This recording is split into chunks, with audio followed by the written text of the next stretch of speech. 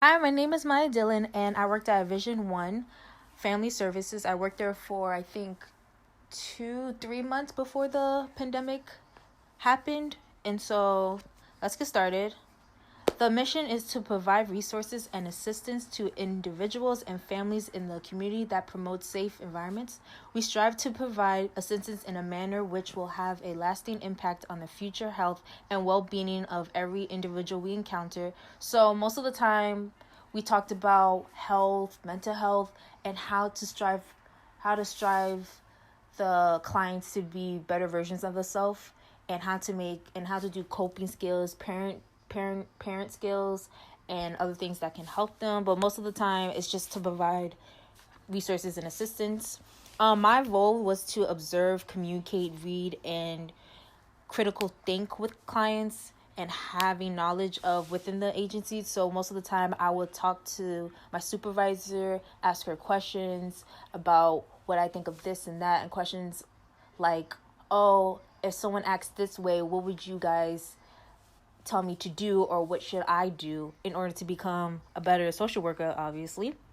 The demographics, I mostly worked with adults. I would say around 30s all the way to 60s, but it all depends. Maybe less than 60. Children can also join, but there's a low rating of that. So most of the time they work with adults. For me, I mostly worked with substance abuse and mental health because that's where most people struggle with. The next slide is critical analysts, and this part is the three chapters I picked that I mostly worked with or I could do better. Chapter 6, communication in your internship. So this goes out for everybody. It's best to talk to your supervisor about your concerns. So ask her questions that you may be confused about, because at the end of the day, it is your field placement. And if you do have questions, then it's best to ask them instead of the last minute.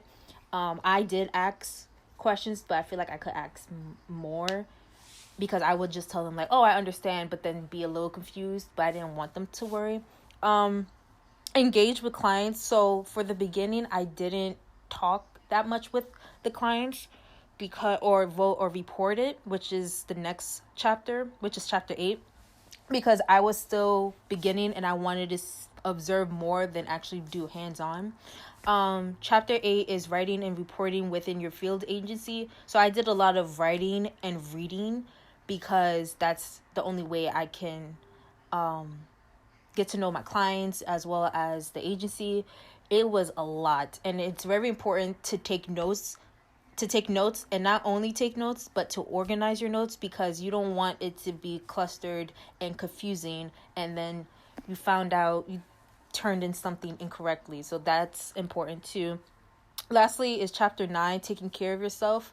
Most of the time the supervisors will tell me like, make sure not to burn out, because things can get heavy and stressful, and that's where I can kind of struggle a little bit, because I want to make sure everyone has everything settled, but at the same time I don't want to overwork myself to the point where I make mistakes or they get angry with me.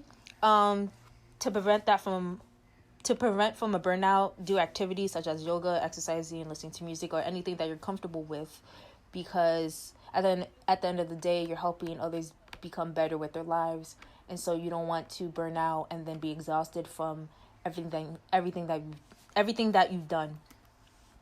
The next slide is self-reflection. So the three questions I picked was, the first one is, how did the experience affect your view of the agency, the social provision, and yourself? The agency, when I first walked in, I thought it was bigger. I was surprised with how it looked, and I was genuinely surprised how they had me in open arms and just told me like, it's okay if you are confused with anything. We're here to help you and become a better, not only a better person, but not only a better social worker, but a better person, and to see where you struggle at and where your strengths at. Social work provision, I would see myself doing substance abuse now, because I have a little bit of knowledge about it, but I'm still leaning towards mental health at the moment. I know that this agency made me realize like, oh, I can do other things besides mental health, and that's great. For myself, I would say that I shouldn't judge so quickly because I'm so used to social media telling me how a certain person would be if they're dealing with substance abuse, and actually talking to the clients, I was generally surprised with how they react and talk, and they're like humans like us, and I was just like, wow, I shouldn't have thought of this or that without talking to them first or reading their case study. The next question is, in what ways were you personally changed or challenged as a result of the field experience? I was definitely challenged with the amount of paperwork and how tedious it can be, because not only are we taking notes and talking to them and organizing our notes, but we also have to recognize their triggers, their strengths, their weaknesses, their health insurance, their family environment, their social environment, what they're not comfortable with, what they are comfortable with, and etc. Like basically getting to know a person, but not too close to the point where like, oh, we're friends, but to the point where like, oh, you're the client, I'm the social worker. I'm here to help you. I'm here to guide you and listen to you. And if we give you the correct tools, if we give you the tools, you just have to use them in the correct way. If you're having any problems, talk to us though. And so that challenged me a lot. I didn't realize how much pressure it can be at times, but the whole point of being a social worker is to help. Well, not the whole point, but that's what most people think. And I would say, what ways were you personally changed?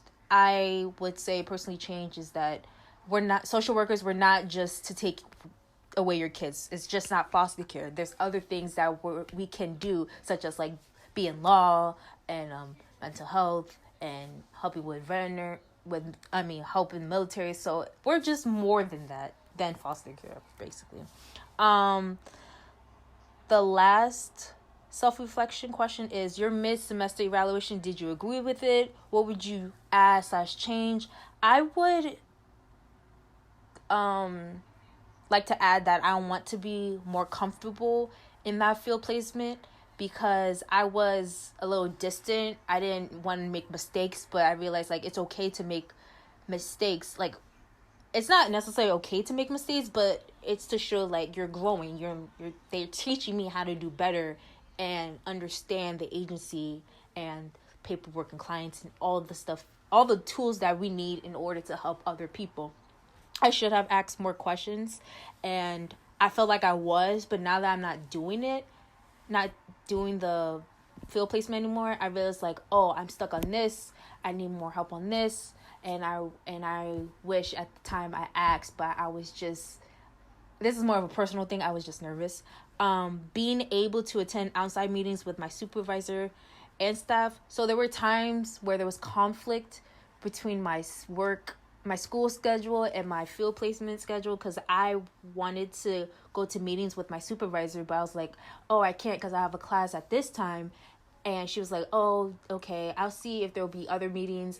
And also she gave me a sheet where we can go to AA meetings or NA meetings, and I would have loved to go there. I would have went because I wanted more hands-on experience and observe and take notes like we usually do. And so that's what I would change or add. I would just do all of that. I would have loved to do more, but since this happened, it's a little sad that I didn't get to see my full potential at the field agency. But I'm glad that I got to meet my supervisor and staff, and I hope they're doing well at this moment. And that is all for my presentation. Thank you for listening, and I hope you guys are safe and stay clean.